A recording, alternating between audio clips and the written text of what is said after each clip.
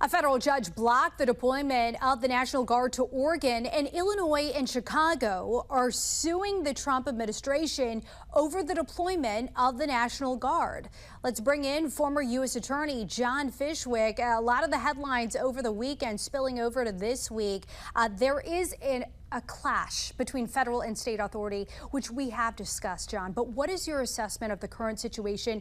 Do you see anything unlawful? So, Didi, we've got another separation of powers showdown. The Trump team says, look, when he calls up the National Guard, it's within his discretion as president. He thinks there's a rebellion. He thinks he needs to protect the ICE agents and federal property. The state authorities say, hey, look, we've got this under control. Crime is going down. We don't need you. Ultimately, I think the Trump team is going to prevail in these arguments. I think the Supreme Court is going to find that the president makes these calls, not a court, not a judge. The president decides if he needs to call the National Guard. It's basically within his discretion. He's our commander in chief. He's in charge of keeping the country safe, not a particular judge in a particular locality. So eventually, Trump is going to prevail in this dispute. There's going to be a lot of skirmishes with a lot of different judges, but ultimately, the highest court in the land is going to rule in his favor. And this is concerning, bringing in the National Guard. But when you assess the presence already there, I want to play for you a clip from Chicago's police superintendent today. He was speaking of his officers' response in light of the federal immigration crackdown. Listen.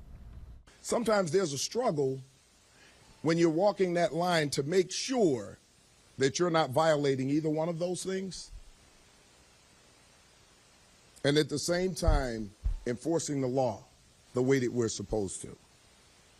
One thing about law enforcement, I'll tell you this right now, you're damned if you do and you're damned if you don't. But we accept that.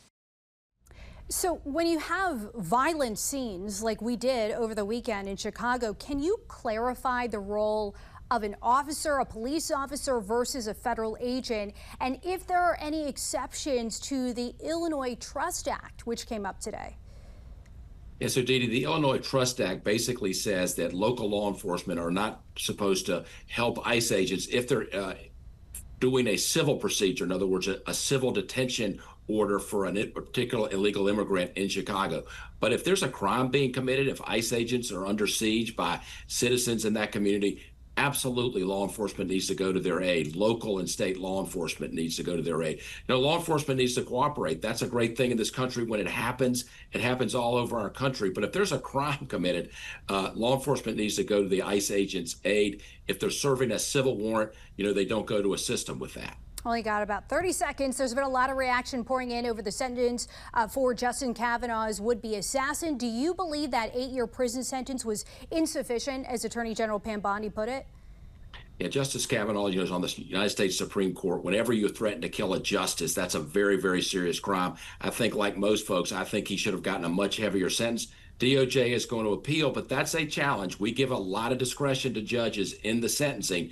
They're going to appeal. He obviously got a sentence that was way low, but will it increase on appeal? I think it's going to be a challenge for DOJ to overturn that, but there's a lot of frustration out there with that, what is perceived as a very light sentence. All right, former U.S. Attorney John Fishwick, as always, thank you for joining us tonight on the National News Desk.